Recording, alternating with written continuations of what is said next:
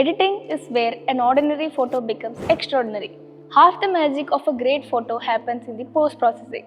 Even Ansel Adams, one of the most famous landscape photographers, has mentioned that capturing is only part of the process and the final product is achieved through careful post-processing. Here are 5 C's to master post-processing a photo into its best form. Clean up and organize, composition and perspective, controlling the light, clarity and sharpness, color balance and color grading. Clean up and organize. The first step involved in any process is organization. This step involves proper storing of images classified into folders, subfolders, etc. Then we import these photos into our desired editing software like Adobe Lightroom, Photoshop, anything. Now I am using Adobe Lightroom to show you the process. Here I have organized my images into a folder called Photos with subfolders, macro, portrait, sheet, etc. Then let's open Adobe Lightroom Classic and create a new catalog. Imagine you're entering a library with over 1000 books. You want to read a science fiction. Out of 1000 plus books, how will you find science fiction? The answer is catalog. Catalog simply means display. A library has different sections like science, maths, literature, American authors, Indian authors, etc. based on different genres and categories.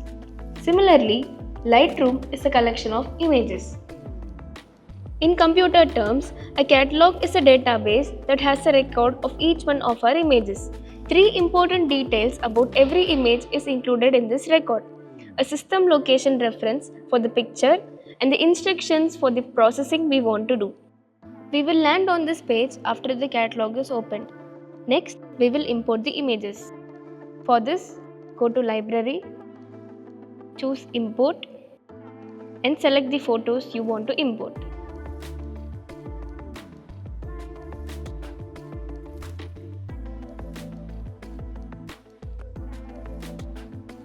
Now the images have been imported successfully. Here is a quick overview of the workspace. Library filter bar, image display area, identity plate, panels for working with source, film strip, module picker, panels for working with image processing, toolbar. Back to the process, we can also sort images in our system, but Lightroom makes it easier by providing different options. Moving on to the different ways of sorting, first one is star rating. To give star rating, you can simply click on the stars or you can also type numbers. For example, you can give 4-star rating for a good picture you would like to process and 1-star rating for unwanted images like blurry, unfocused ones. Then, we can create a folder with 1-star ratings and delete them. Next is sorting based on colors. To sort based on colors is also through numbers. You will have to type 6, 7, 8, 9.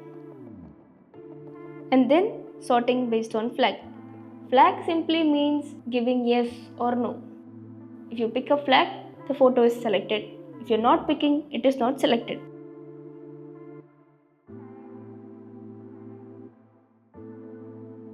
Another way to sort images is through keywording. This also comes under the metadata part. For this, in the panels, look for keywording, then enter relevant keywords. After entering, you can sort based on the created keywords in the keyword list. Now I'll show you the sorted photos based on stars, colors, and flag. And with some sorted photos, we'll create a folder that will automatically reflect in the system. Note, creating a folder will reflect in the system, but collections are temporary, that doesn't has effect on the system. It will only has effect in Lightroom.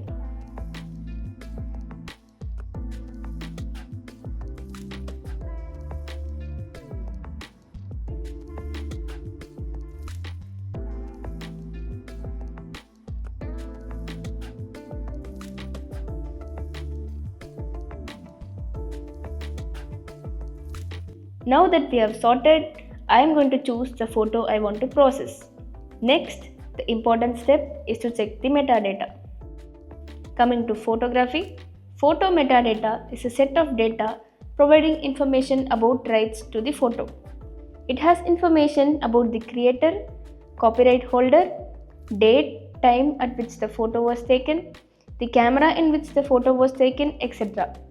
Make sure it's all proper and don't forget to set the copyright status to copyrighted. This gives all the rights to your photo.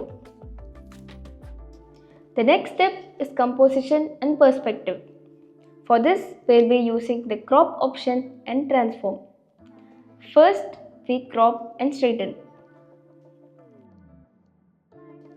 It is not compulsory to crop all images, but sometimes cropping will help to redefine the image. Cropping according to the guidelines like rule of thirds, diagonal rule, golden ratio helps turn the image more appealing. Here, we can also crop the images based on aspect ratios. Lens correction corrects any distortion caused due to the lens, and correcting perspective distortion improves the visual outlook of the image. Here, we can also choose the camera model and the lens model for perfection. Next in the light is controlling the light. It is an important step in photo editing. Photography is all about light. A photo cannot exist without it. After capturing the light, one has to properly convey it too. Light has to be corrected based on two things, shadows and time at which it was taken. We'll be controlling light with light balance and light direction. Understanding the histogram is also important for adjusting light in photos. A histogram shows the light distribution of an image with blacks, shadows on the left and highlights whites on the right. If the graph peaks on the left, it means the photo has too many shadows and might be underexposed. If it peaks on the right, it means the photo has many highlights and might be overexposed. A balanced histogram means the exposure is even. However, the graph need not be perfect all the time. For example, consider photos of light and shadows. Here you cannot make the graph even. Just remember to avoid too many highlights that prevent the photo from looking washed out. Switching to black and white while correcting light will help increase the dynamic range and improve the photo. My subject was sitting inside his shop and the sunlight was falling on his face. And his head was covered with shade from the shop's roof. I'll correct the light direction and light balance based on this.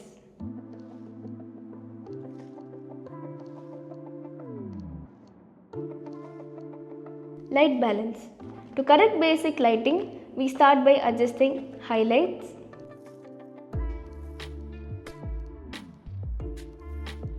shadows,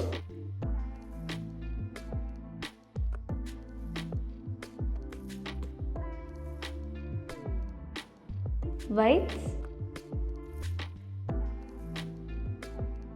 blacks, contrast,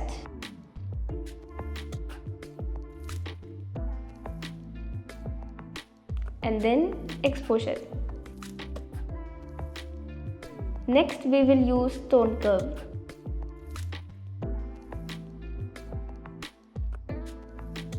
In between, keep an eye on the histogram for guidance.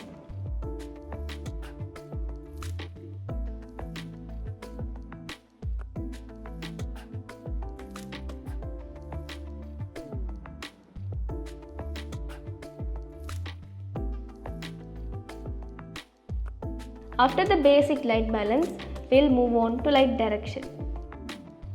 Based on the highlights, shadows, and time at which the photo was taken, these are the lists of masks that will be needed.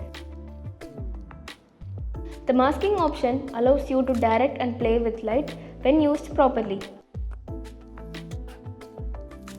Different masking options like linear gradient, radial gradient, brushes, etc. lets us edit selective areas. Dramatic lighting, focused lighting, selective subject lighting, and much more can be done with these masks.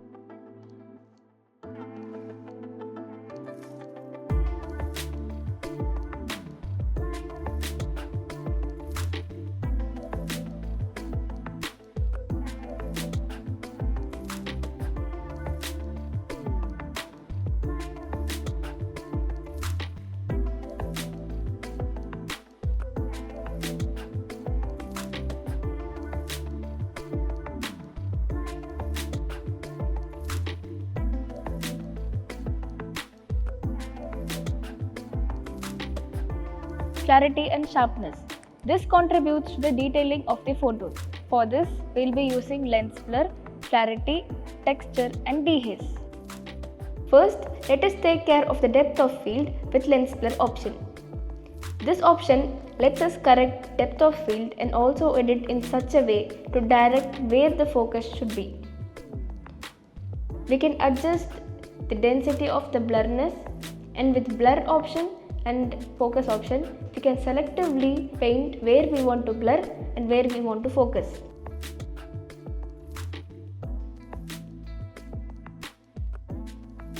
And also, we can select which type of bokeh we want.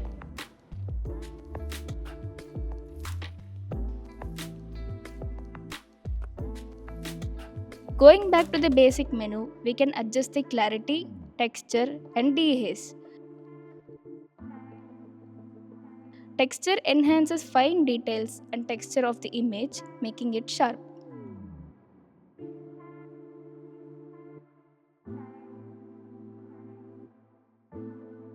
Clarity gives extra crisp to the dull images by adding contrast to the midtones.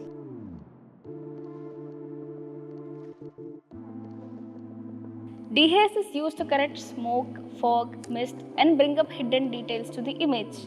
You can give both crisp or dreamy effects to the photos with these options. It all depends upon the editor's taste. Even if the photo does not have any smoke or fog, dehaze can be used to bring back details to dull or bright images. The last step, color balance and color grading, deals with colors. Color balance is where we adjust white balance, vibrance, saturation and HSL of individual colors. For white balance, we can pick white from the photo and adjust or manually correct using these sliders.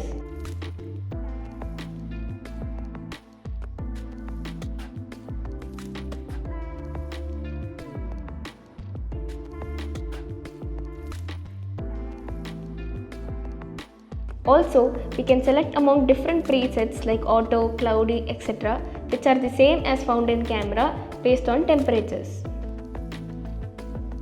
The HSL and color mixer. HSL refers to hue, saturation and luminance. Here we get a control over individual colors in the photo.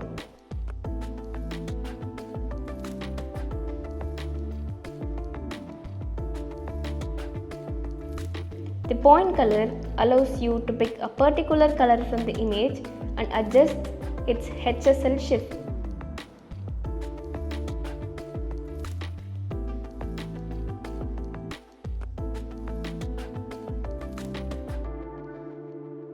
Coming to the last step, color grading. Color grading helps set a mood for the photo. It works by changing the color tone of the image. In Lightroom, we have three things: midtones, highlights and shadows to color grade the image. Understanding the color theory will help in grading your images better according to color harmonies. If you are confused, just go to the internet, understand the color theory and try out different color harmonies.